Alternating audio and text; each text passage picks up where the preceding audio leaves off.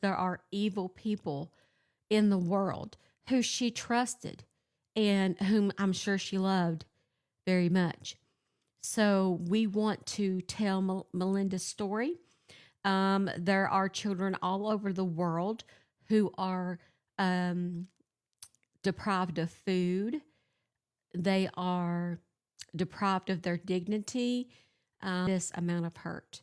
I mean, a tremendous, and have to go through things that I wouldn't ever want anybody to go through, friend or foe. Hey, Miss Holly. Hey, Trisha Ann. Welcome in. Thank you guys. We got 3.2 thousand likes so far. Thank you for being here. Thank you guys. We already have 56 souls in the room.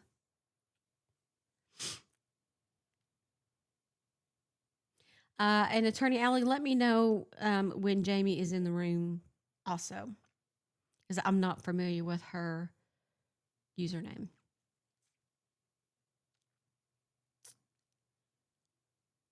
Hey, yes, come on in. Beast and Beauty, I see you. Thank you guys. I'm sorry I got the sniffles tonight. I think it's the total 1 inch of pollen that I have on my back porch. Okay, got you. Do I have any mods in here tonight that can help me look for that name? Oh, I see them. I see them. Okay. All right. I sent an invite to come up to the panel. Okay, thanks. I believe it's both Emily and Jamie tonight. They're going to be together. Okay. Oh, there they are. Hello. Hey, Em. Hi. Hey, James. Hey. Hey there, ladies. Thank you so very much for being on my show tonight. I know that it's an extremely hard subject to talk about because you have to revisit that, but it's so important that we get her story out and especially get the word out about Melinda's Law. You never know who's watching, and so I believe that change begins with conversation, and I appreciate you being here. Thank you for having us. If it weren't for platforms like you, we wouldn't be able to get the word out. Thank you. If everybody is looking behind me, I know it's kind of hard to see. I didn't think this monitor thing through, but that's Miss Melinda back there on the monitor. Beautiful, beautiful soul. 12 years old, lost her life May the 4th, 2024, under horrific circumstances. And I'm going to take everybody through the beginning of the story, which begins before when Melinda was little, before she knew who Cindy Warren was. And so I want everybody to please support and be kind in the comments and throw hearts and shares and help us get some folks in here tonight, okay? Now, I'm going to take a few minutes just to introduce everybody to this story. And I want to get into, and I have some questions. I have a lot of questions, and I tried to keep it, within a certain time frame. So if it gets overwhelming or anything, just let me know. But I want to start way back in December of 2000. Everybody go back with me, almost 25 years now. There is a woman named Cindy Warren, and I'm going to put up their mugshot because I want you to look into the eyes of what evil looks like.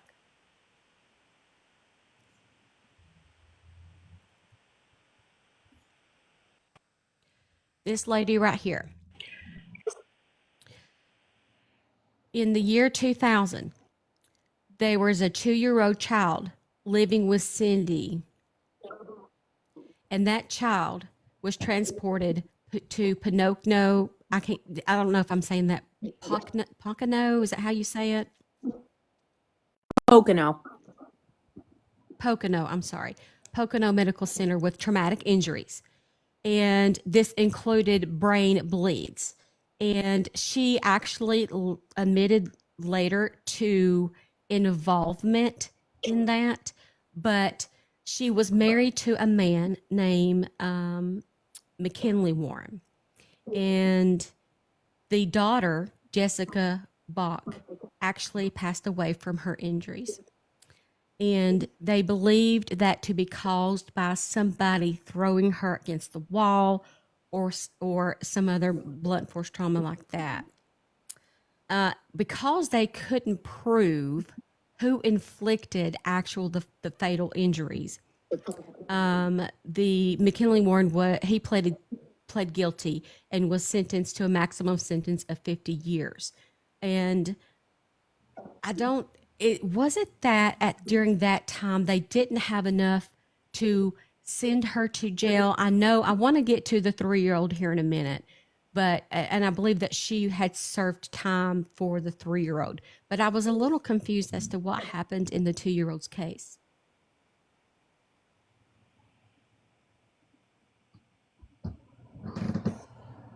Can y'all hear Do you me? want me to talk? Yes, Yeah, anybody. it's just a little laggy. Sorry. Does anybody know? That's okay. I don't know too much about it. Girls, do you know? To my understanding, this is all alleged, and again, to my understanding, that there was a brief break in McKinley and Cindy's relationship where he had another child, but she was not yet born yet, I believe. And then McKinley and Cindy got back together, got married, and then had McKinley's daughter, who is Jessica. I know that with Jessica's passing, when it first happened, there was not enough evidence to charge anyone, like you had touched on. So that was kind of sat as a cold case until there were CYS allegations that were investigated with the little boy. Okay, that clears that up. So we go on to 2007. On January the 5th, 2007, detectives visit Cindy Warren's residence and find her 3-year-old son covered in bruises, lacerations, ligature marks, and a burn mark. He is described as only wearing underwear, not talking, and being locked in a bedroom for days at a time. Neighbors reported concerns about his extensive bruising. In 2007, she was criminally charged by Monroe County for that 3-year-old son incident, and she was sentenced to 7 years. And I believe she started doing time in 2008 and only served 3 years and got out in 2011. Is that correct? To our understanding. Yeah, I don't know the exact time frame, but that is how I understand it.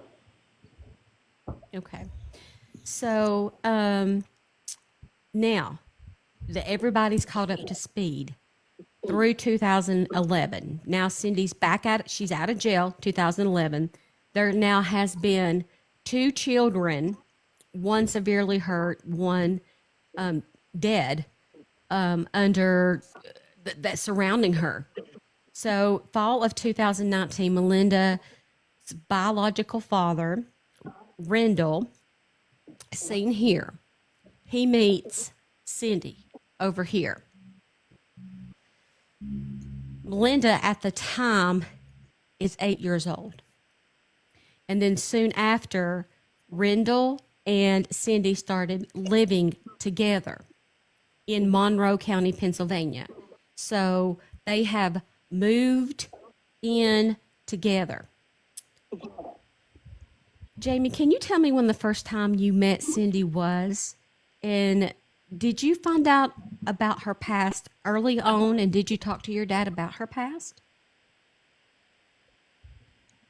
I will answer that for you, Steph. This is Emily.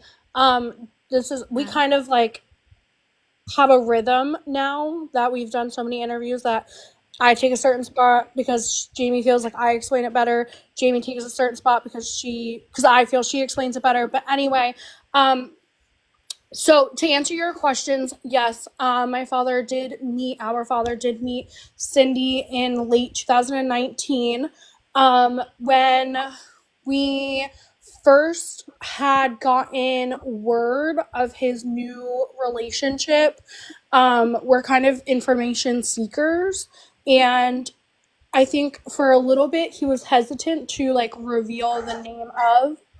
But then once I had gotten her name, I instantly turned to Google and the Pennsylvania public docket system and did my own research. I confronted him with that information, and his attitude towards it was like, the past is in the past, people change, we don't really know the full story, we can't pass judgment.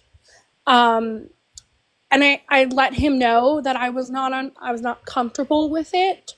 However, I was going to take his guidance, and if he says that the past is in the past, then that's what we're going to lead with right now. I then met her for the first time and the only time on New Year's Eve, and I was not a fan.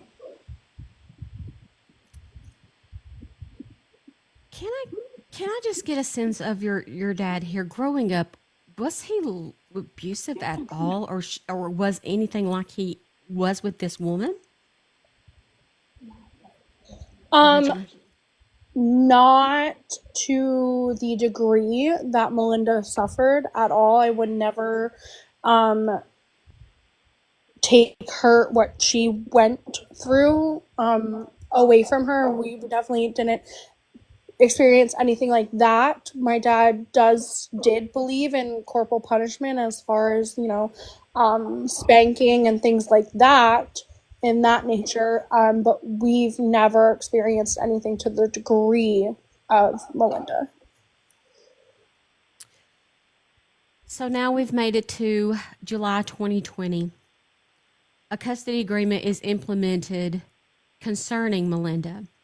It stipulates that Cindy Warren is permitted to supervise her a maximum of 4 hours per week without another individual present.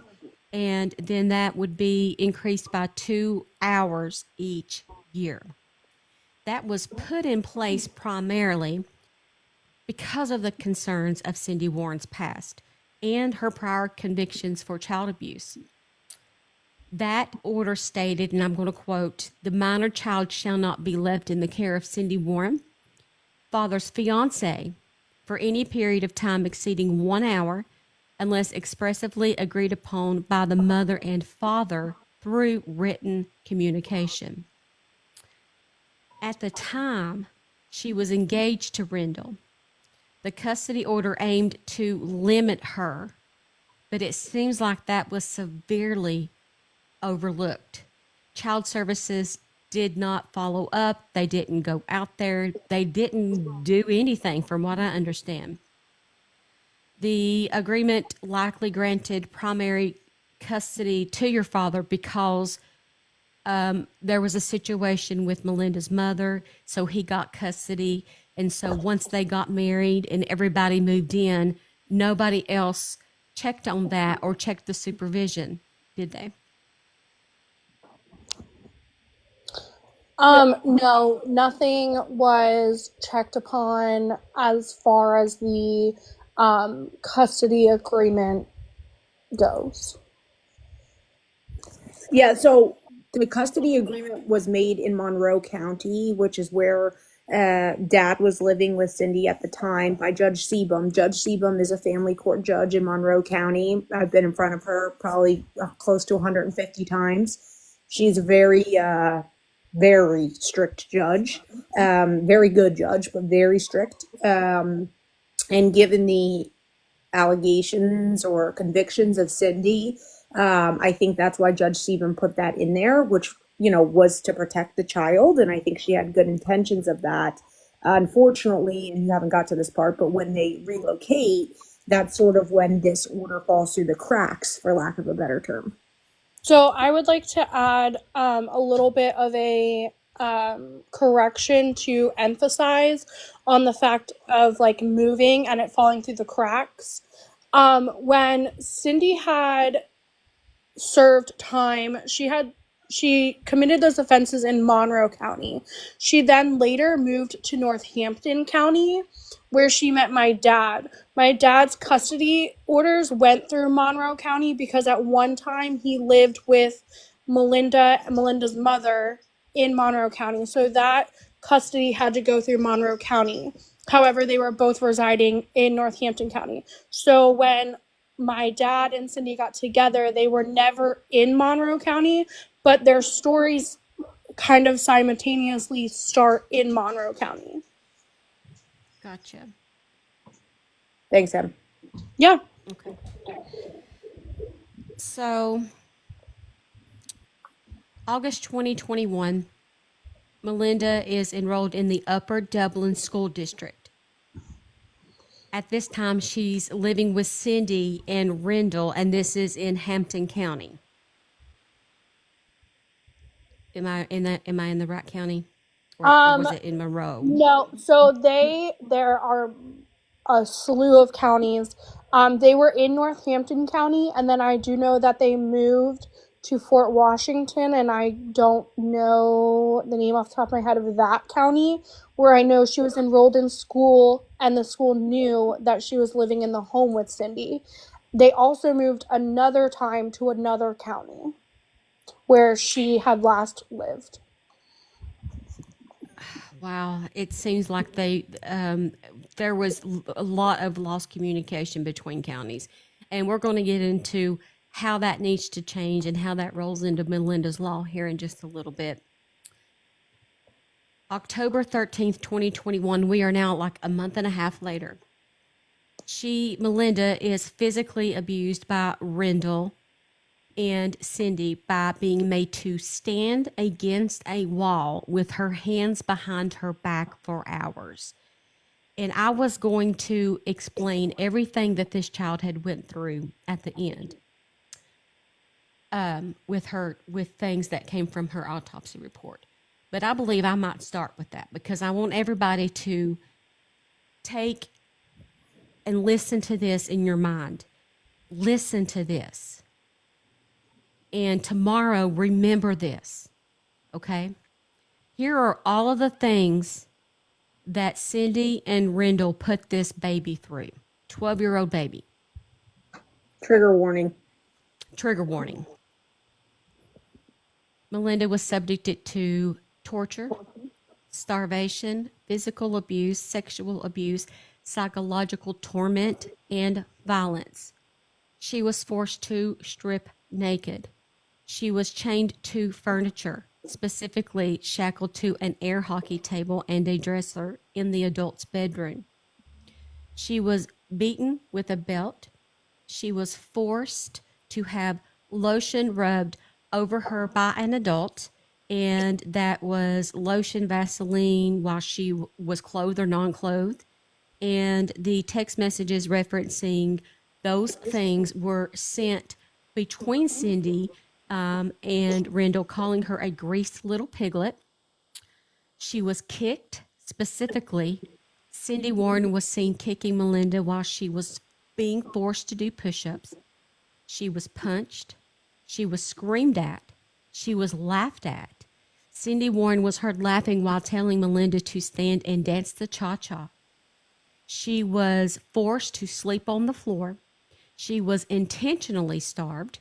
This included being told that she wouldn't get breakfast, lunch, or dinner. Malinda's starvation became so severe that she began hoarding food in her locker at school, which I want to talk about a little bit more later on. Much of the abuse was filmed. They had numerous surveillance videos inside the house, including some sort of like blink security system, including one in the bedroom. They had They forced her to do exercise, forced push-ups, forced jump squats, forced arm raises, marching in place, running in place. These were often she was made to do this while she was shackled or chained. She was also forced to ride her bike as a workout. She was physically restrained overnight in shackles, not allowed to use the bathroom, screaming because she could not hold it any longer. She was tormented and threatened. Video footage shows her crying while being forced to do push-ups. It also shows her video standing on the front porch crying while being yelled at through the doorbell camera. She was seen picking at her hands and eating the skin while chained. The video footage shows her sitting at her desk communicating via camera, begging for a response and apologizing, stating that she shouldn't live and know that she ruined everything. Cindy Warren yelled at and berated Malinda through the blink camera, telling her to shut up and calling her names like an effing idiot and a bitch. She was punished for hoarding food. And also on video, they are showing that she used the bathroom on herself, so she was punished for that, even though they wouldn't let her go. I mean, this is it. I've never heard anything like this in my life. Video footage shows her locked out of the home on the front porch, and on the day that she passed away, video footage from 4:37 a.m. reveals that she is unconscious and chained to the air hockey table while Cindy Warren berates her through the blink camera, calling her a bitch and telling Malinda that Warren did not believe she was sleeping. Malinda had visible injuries, including a black eye seen in a school photograph, a healing bruise below her left eye, an abrasion on her face, bruises throughout her body. Malinda Hoagland was depicted hitting her in the face and on the foot, texting Cindy that a bump on Malinda's body had turned shiny on March the 18th, 2024. Cindy Warren searched on Google for, quote, "Can you recover from frostbite?" and, quote, "blackened toes on a kid," unquote. Text messages reveal Warren used her fingers to pinch Malinda every time Malinda said something dumb. Cindy Warren complained that Malinda would not keep her eyes open and that Warren held Malinda's eyes open and washed them out with eye wash. Text messages from April the 1st, 2024 between Rendell and Cindy discuss Malinda's deteriorating physical condition, with Warren joking about Malinda's severely distended abdomen, describing it as her stomach is no shit, so hard and over protruding over her underwear. I couldn't believe it, like pops right out in the middle, unquote. And the autopsy revealed 75 bruises throughout her body, contusions, ulcers, pressure sores, injuries to Melissa's brain, heart, lungs, liver, pancreas, and intestines, healing fractures of the pelvic bone, lower vertebrae, right forearm, and both thigh bones were discovered. Now, think about this little loved one that they loved so very much and how brave it is of them to be able to come on here and talk about this in order for hopes for justice.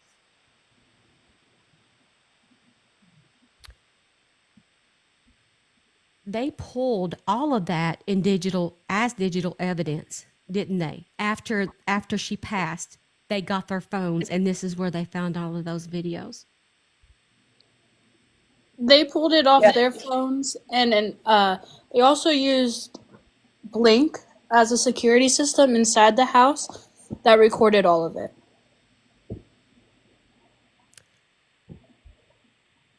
November 1st, 2021, Cindy Warren and Malinda Hoagland discuss a large bruise on Malinda's body because she has an upcoming pediatrician's appointment. So I'm assuming that this was later found. I'm sorry, that was 24. No, I'm sorry. Was that 21?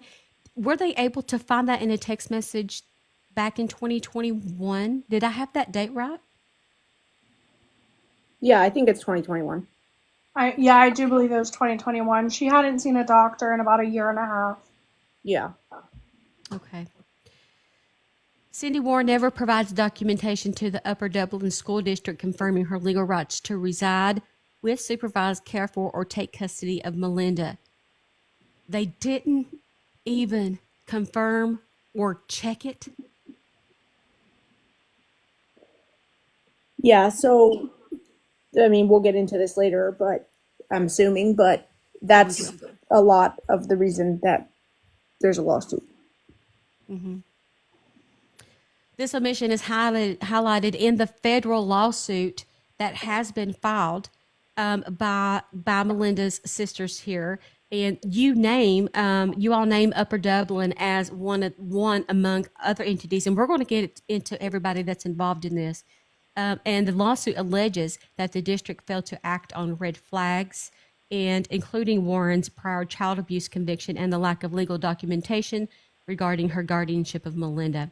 Attorney Alley, did they let Malinda be enrolled despite the failure of providing documentation that she had permission to supervise Malinda? Did they just accept it on her word? Yes, and they later call, a different school district later calls about an issue. I think it was actually CPS that calls about an issue, was reported, and Cindy picks up the phone, who is not a guardian, has no blood relation, has no custodial rights, has limited even visitation. I wouldn't use the word legal visitation, but and she says, "Oh yeah, she fell off a trampoline. You know, the kids were outside all weekend. You know, she's fine. We're gonna take her to the doctor." And then they just say, "Okay, yep, goodbye."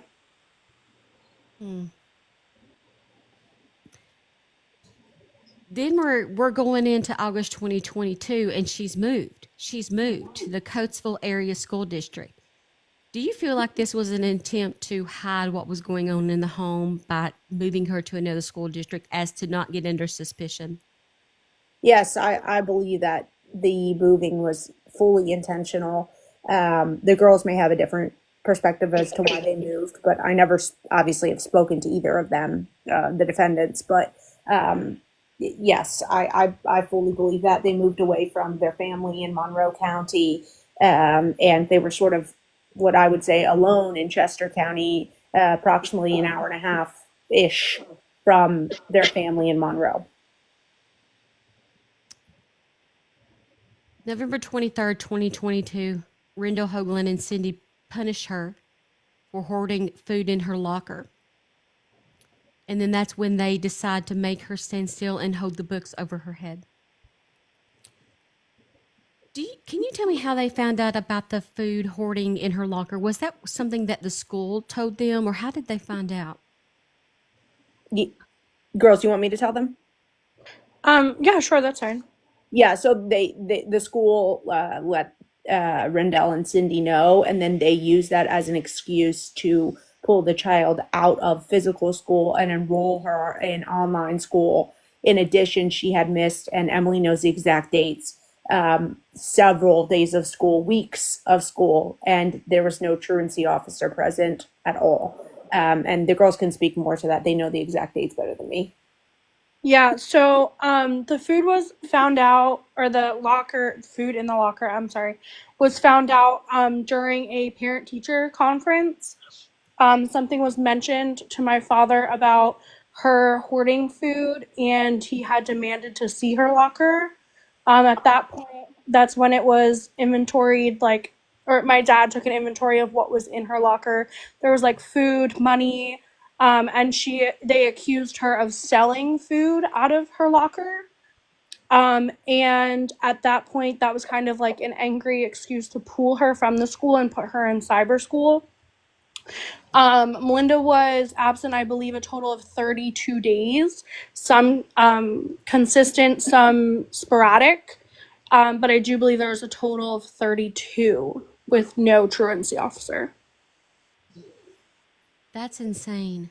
Day 11, truancy's on the front porch in Tennessee in both cases. This child, I'm telling you, listen, they say, you know, it's not up to the schools to raise your kids, but my God, wouldn't you, if you saw food in a child's locker, wouldn't you call social services first instead of the parents? Something's Yeah, wrong. She's I don't holding think food. She's hungry. I don't think it's up to the schools to raise your children, but I do think the schools need to be held to protect your children. Exactly. Yes. Just some common sense. Take an extra minute. If you see something, say something. If it don't make sense, think about it for a second. Oh my God. Between November the 29th, 2022 and November the 8th, 2023, that 1 year, did anything significant happen that you can recall? I mean, did you get to see your sister during this time? Did you see Cindy? Did anything send out to you? What was the time frame? I'm sorry. From November 2022 to November 2023. Yeah, I saw her. I'm sorry, this is Jamie. I saw her May of 2023, roughly May of 2023. I had been in contact with my father throughout the years. Emily and my father's relationship kind of dwindled down once Emily raised concern about Cindy's past. And I saw that happening, so I kind of just, stayed back, stayed quiet. I wanted a relationship with my sister, and if that meant having to put up with my father's girlfriend, then I was just gonna stay quiet and put my head down. Um, so through actually all of this, I contacted him several times to see her, and everything was like, "Oh, we're busy this weekend." Gavin, the three, somebody else in the house has things that we need to do. And like I've always thought about how Cindy just didn't want me around, and there was pictures up on Facebook to verify this, so I was like, okay, whatever. They're just cutting me out. I'll try again next week. You know what I mean? And then I finally got to him. He was at a chili competition somewhere in Westchester. And I showed up. I went the 2 hours and showed up. And I was told that she was going to be at the chili competition, and she wasn't. And then he used that she was in the pool all night. And like there were also pictures of this on Facebook to verify that. So I was like, okay, well, take me to the hotel that she's in. I just want to see her. I haven't seen my sister for so long because I was moving around, he was moving around. So I was like, just let me see her. And eventually, after multiple text messages back and forth between him and Cindy, we got the okay to go to the hotel room. Walking into the hotel room, it was like a rainy day and it was cold in there. So everybody always asked me like how I could never see the condition that she was in at that time. She was under a blanket, which then we later learned that was a tactic that they drove into her, that like if anybody ever saw you get under a blanket, something big to hide yourself. Yeah. And I just like to emphasize that she was my little sister. I'm not going to make her get up out of bed to see me. You know what I mean? Like, I sat down next to her. If she wanted to stay under that blanket, who was I to tell her to get up? So we sat, we ate. I showed her pictures of her nieces and nephews that she didn't really know because she was cut out of the family. Mm-hmm. They at one point they left the room, and we like Cindy and my father left the room, and I was talking there and Malinda about school, and she just seemed really excited about school. She was doing well. And then they came back in and told us that they were going to bed and that we had to leave, which, okay, at that point it was like 9 o'clock. I have little siblings. I have little nieces and nephews. There's a bedtime. So I was like, I didn't fight it. I finally saw her. So we left, and then that was the last time I saw her. I wanted to talk about this report that was actually filed on November the 8th, 2023. A report is made to Chester County, CYF, in Chester County about the abuse of Malinda. Cindy Warren texts Rendell expressing paranoia about authorities coming to the home. And they actually never go, which blows my mind. Did they ever give you a reason why they didn't go out to the home to follow up on that report? No, we just know that that was the trampoline incident I was describing earlier, and that Cindy and Rendell sort of, gave a reasonable excuse, air quotes there, to them, and they closed the case to our understanding, and that was it. Nobody went to the home, nobody went to the school, nobody tried to separate the child. It was just simply, that's it.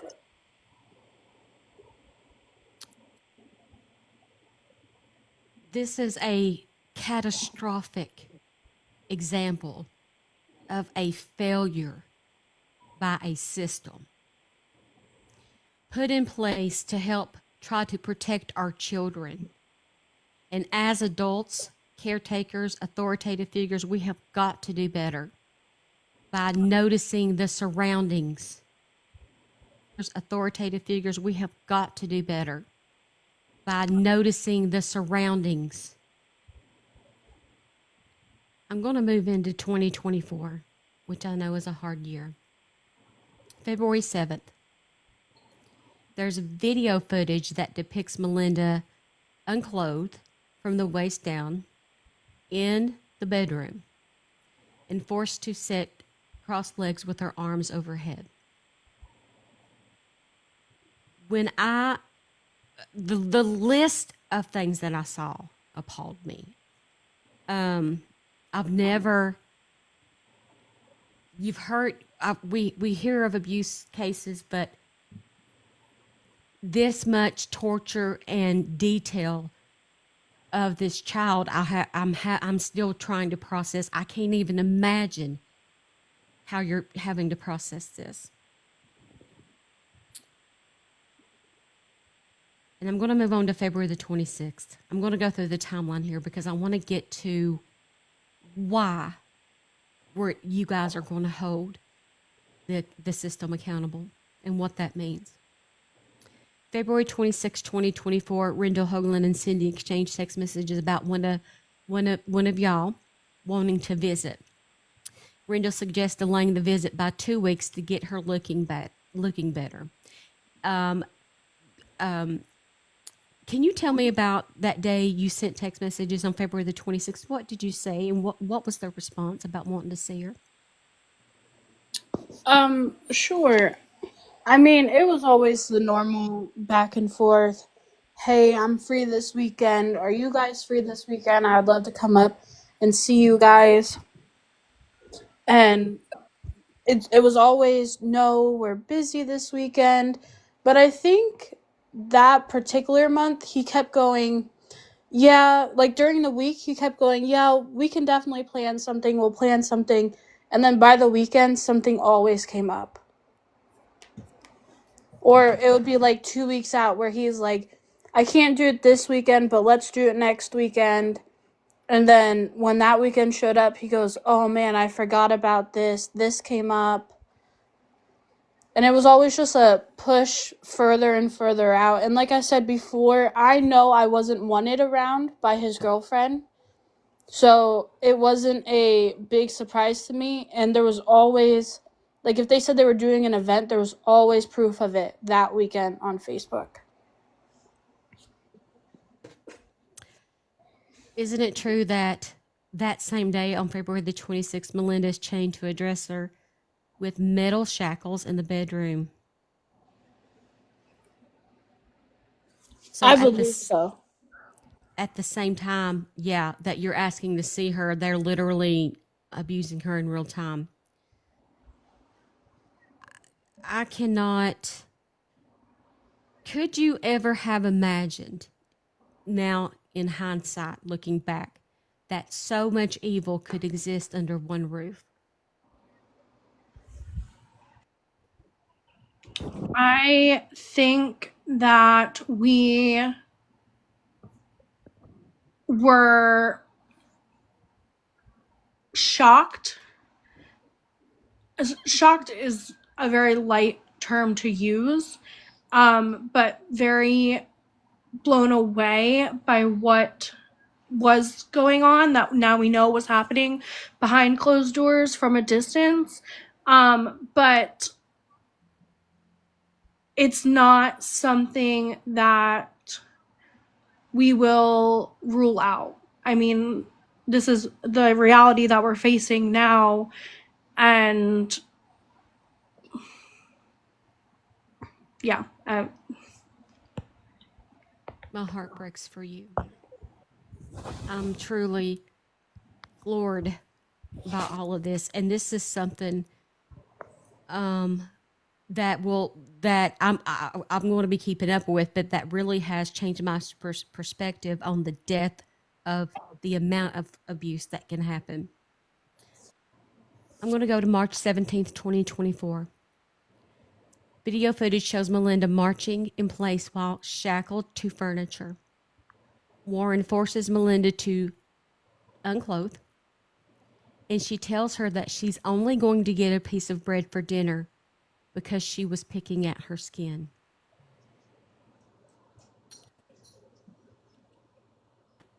It's one thing, it's truly sick to do this, but truly more sick to video this and then sending it back and forth as satire and jokes and, in my opinion, a form of amusement.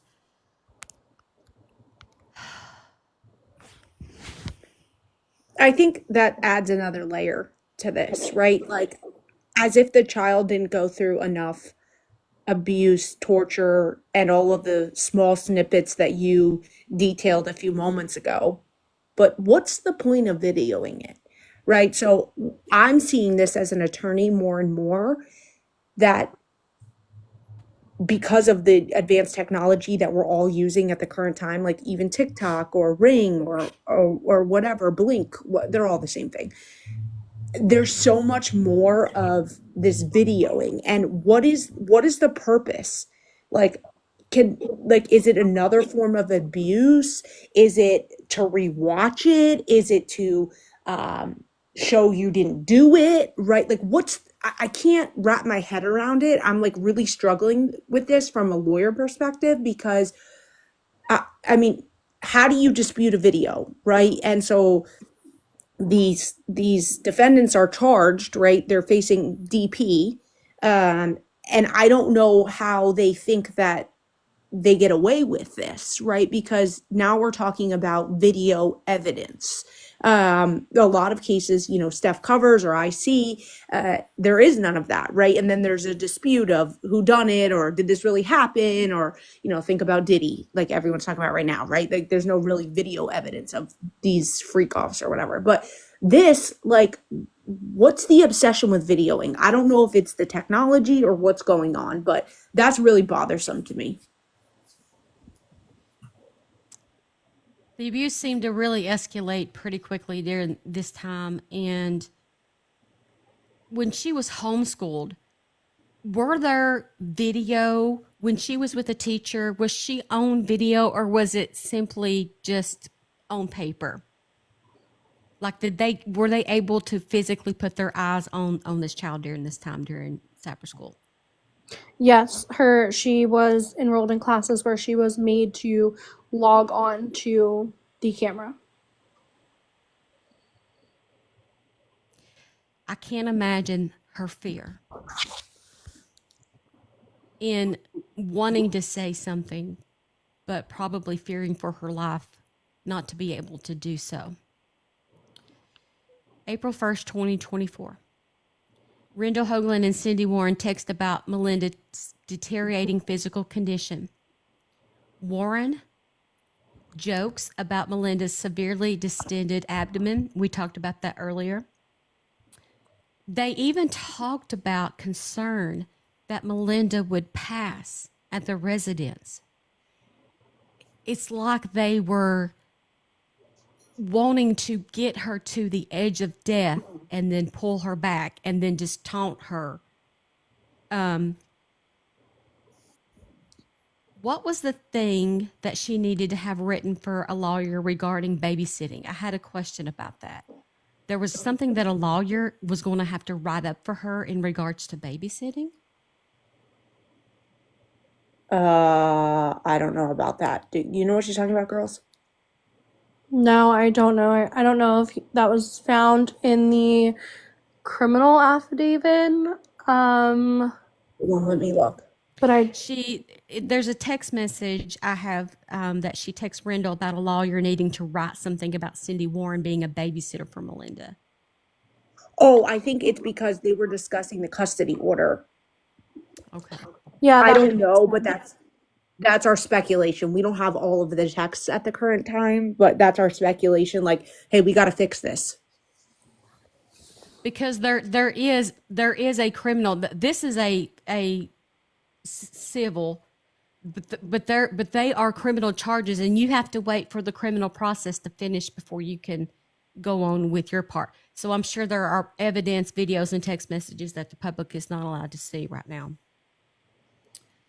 That's correct. We don't have any evidence that is not in the affidavit, a probable cause or anything of that, because the Fifth Amendment obviously protects it, and the criminal case proceeds before we proceed. So they have the right to seal that, air quotes there, until that is completed. May the 4th, 2024. It's just been over a year. This is so new. It's so new. She passes away at the age of 12. She was 50 pounds, y'all. 50 pounds when she passed away.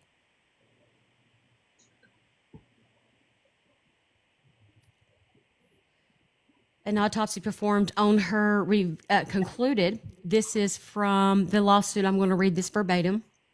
An autopsy performed on Malinda Hoagland following her death concluded that Malinda died from starvation and multiple blunt force injuries.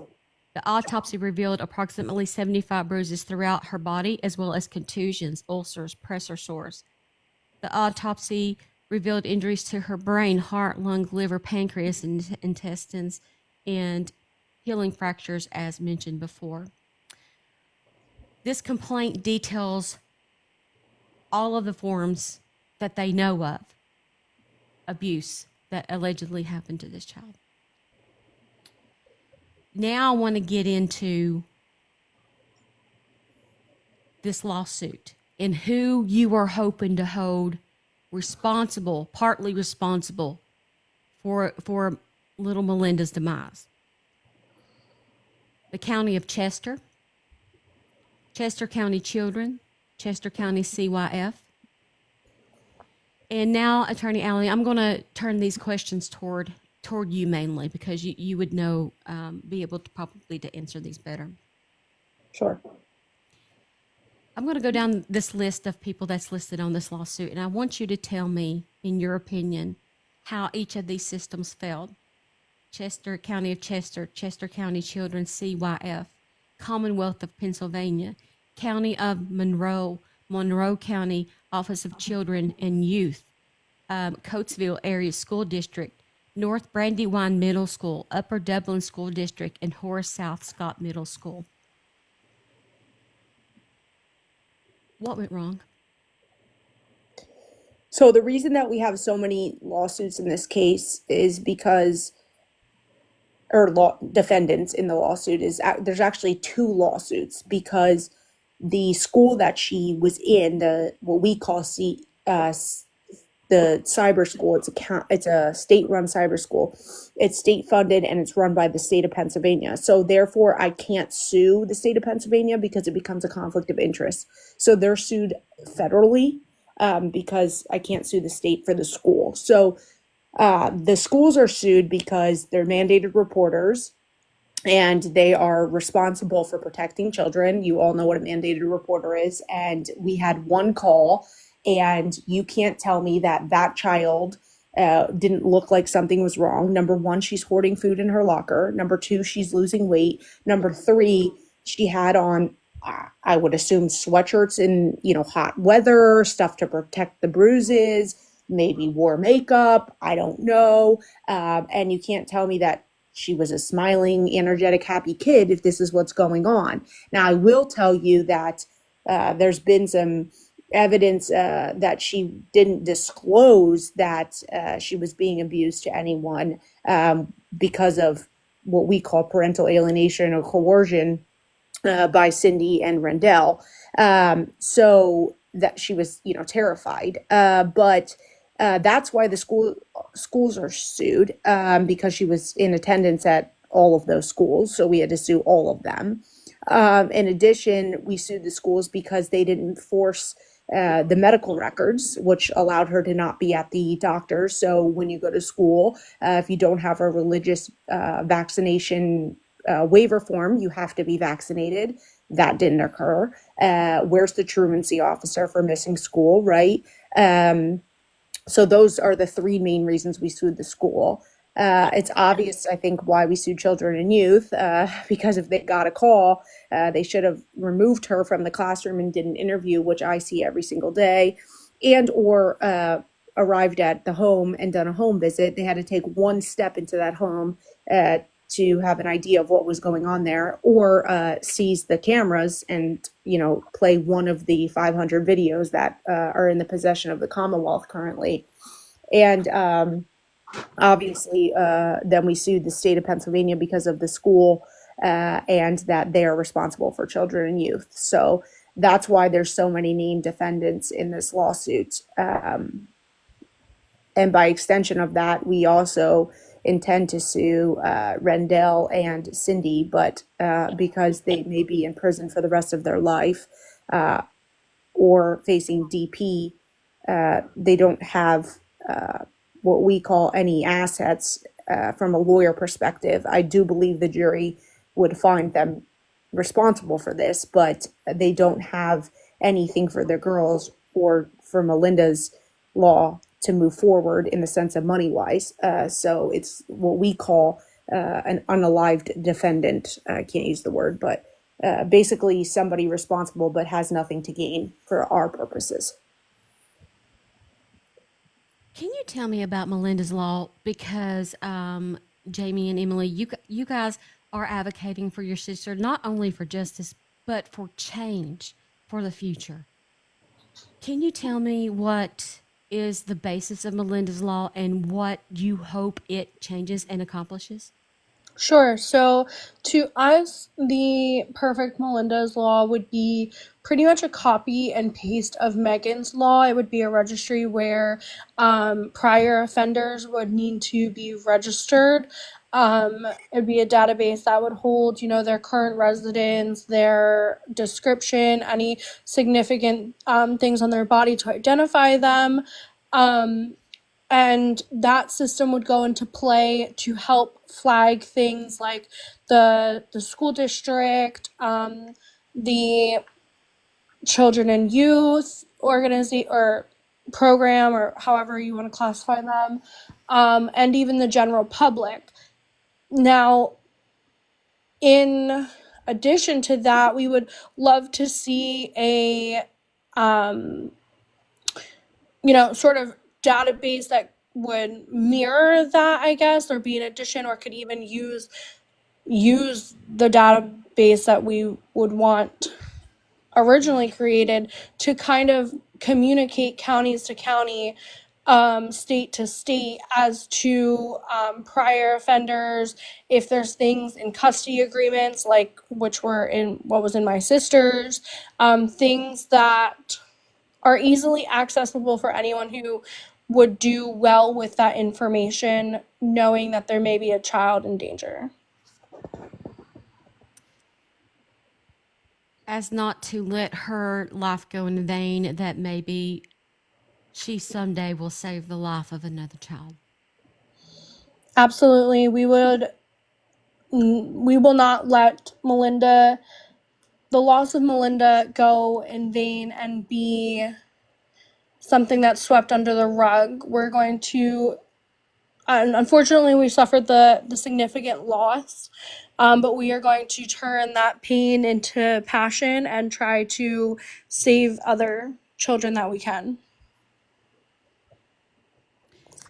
I want everybody in here to make sure you're following Justice for Malinda, because we're going to help you continue to get the word out there and continue to put Malinda's story out there.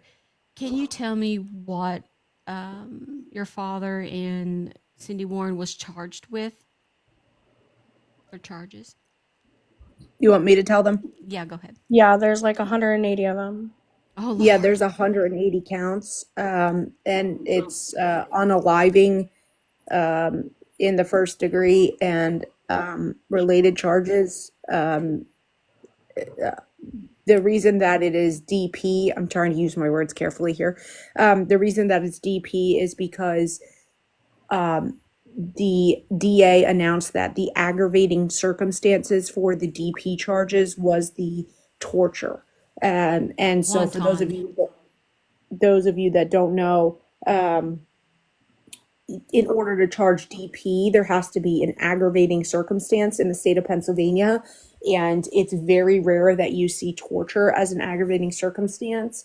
It's actually almost unheard of. There's like under 10 cases in the state of Pennsylvania that have qualified for that. This is one of them. And I think that it is probably the most warranted one I have seen. It's quite honestly gives me goosebumps every time I have to pick up the file in my office and talk to my clients, simply because there is never going to be enough words, enough money, enough change to bring back this little girl, and also to undo the things that she went through. And that's sort of our mission. The girls and I and Attorney Bosworth, who is co-counsel on this case with me, have sort of formed a pact, for lack of a better term, against the systems and in a hope to change them.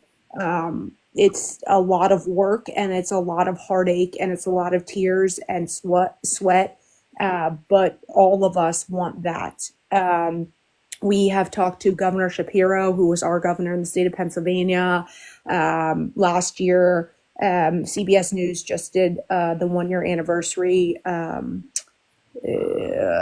like an interview, and they tried to reach out to him. He did not respond. But we are pushing for legislation that will be more at the forefront of our minds once we can get the evidence. But because of this criminal case that we have to see through, we're sort of at a lull right now in the sense of legal aspect. But the girls will tell you they are not at a lull. They are going to events. They set up at carnivals. They fairs. They do tables. They have made shirts that say, 1-800-CHILD ABUSE. This is what you should call. Like, they are very much advocates for their sister and for all children. And I really want to commend them, because most people in heartache do not do what they do. And I think that's what makes them so admirable. They've taken their pain and they've pushed it to perseverance to change someone else's life. And I really want to commend them for that.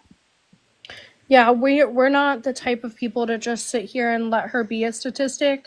We are, demanding the change, but also willing to be a part of the change. If that is something that we can, whether we are waking up in the early hours to go to the state capitol to do something, to be a part of something, that's something that we plan to do, we want to be a part of. We cannot allow this to stop at Malinda. Thank you guys so much for being here tonight and helping me explain to these folks in here who are our child advocates, are victims themselves, and really the world about this case. I'm going to pull this audio and I'm going to put it on my podcast. You guys can listen to me wherever major podcasts are heard, including Apple, Spotify, iHeartRadio, and more. If the podcast is on it, I'm there. I made sure I was distributed everywhere the other day before I done the show, because I want to make sure this is on every platform. Also, if you have missed this show or have come late, I'm going to put the entire thing on YouTube. You can follow me there. All you have to do is look for the same username and logo. You can go back and watch it. You can support Malinda's law. Follow the girls here and make sure that you're keeping up with this. I'm going to keep you updated. We're just getting started in this case, from the criminal charges to the federal lawsuit to holding people accountable. This is where it begins. This is what we do. We talk, we share, we learn, we laugh, we cry, and we remember that change begins with conversation, and it begins with you guys spending your time to sit here and listen to this and take it into your heart and pray for this family. Pray if you pray. I'm telling you, I could not even imagine having to think about this every day and continue to be able to find the courage and the strength to fight for this child. I appreciate you, and I'm praying for you always. Thank you very Thank you, much. Steph. Thank you. Thank you, guys. I want to thank you guys for joining me tonight on a special episode of Steph's Case Files. I'll be live again in the morning at 10:30 a.m. Eastern Standard Time. We will talk about this case, and I want to get your feelings about how you felt about tonight's show. Send me a message if you have any questions. I want you to have a great night. Please be safe and be kind to one another. Thank you.